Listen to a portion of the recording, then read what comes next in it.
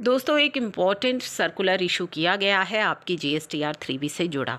तो GSTR 3B अगर आपकी फाइनेंशियल ईयर 21-22 की हैं, यानी कि 21-22 की जितनी रिटर्न्स है और 22-23 की जो रिटर्न्स हैं, तो आपकी GSTR 3B में अगर आपने अपने ITC को लेकर के कुछ मिस्टेक करी हैं, तो वो अब आपके पास किस तरीके से आप ठीक कर सकते हैं, वो इस सर्कुलर में बताया गया है।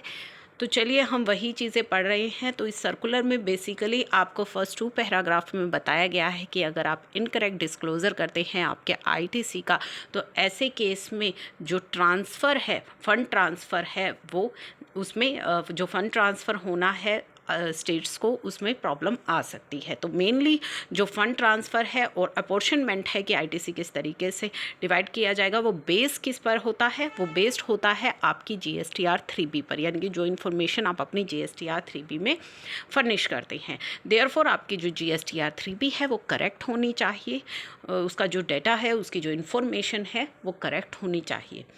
अब यहाँ पे कुछ केसेस ऐसे आए हैं कि टैक्स पेयर जो हैं वो अपना इनएलिजिबल ITC अपनी 3B के अंदर डिस्क्लोज नहीं करते हैं, यानी कि जो आपका ITC एलिजिबल नहीं होता, जो एलिजिबल होता है वो तो ऑटो पॉपुलेट भी हो जाता है, या उसको आप जो है करेक्टली फर्निश करते हैं, क्योंकि आपको वो क्लेम करना होता है। जो इनएलिजिबल ITC है वो टेबल्स पर आप ध्यान नहीं दे रहे हैं, which might have cumulated culminated in short transfer of IGST fund to state। तो स्टेट्स को जो IGST फंड ट्रांसफ़र होता है उसमें वहाँ पे प्रॉब्लम आती है। तो टैक्स पेयर को यही कहा गया है कि अपनी मंथली रिटर्न में वो डिक्लेयर करें ITC को करेक्टली।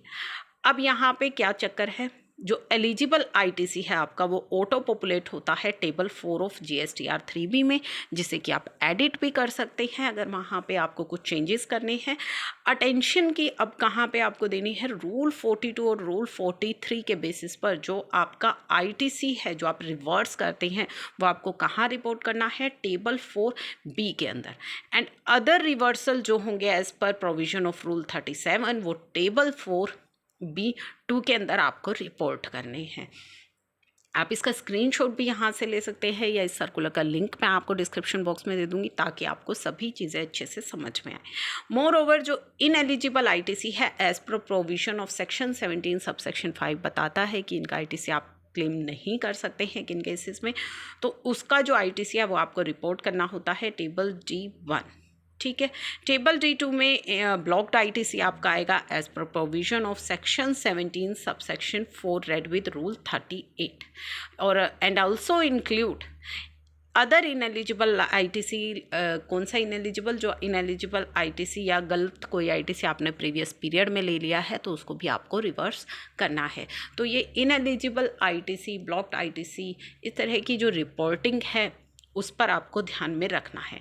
टैक्स पेयर जिन्होंने फर्निश नहीं की डिटेल्स ऑफ इनएलिजिबल ITC और have furnished the details of ineligible ITC partially और have not reported the reversal of ITC fully और partially in the return filed for financial year 21-22। अब बात आती है, अगर फाइनेंशियल ईयर 21-22 की रिटर्न आप फाइल कर चुके हैं लेकिन उसमें आपने इनएलिजिबल ITC की रिपोर्ट जो है फिल नहीं की, या फिर हाफ फाइल फिल कर दी हैं, डिटेल्स आधी रह गई हैं, पार्शली फिल करी हैं, या फिर ITC रिवर्सल जो आपने किया था वो फिल नहीं किया, अब उसको हम क्या करें, उसको आप अपनी GSTR 9 में करेक्ट करें।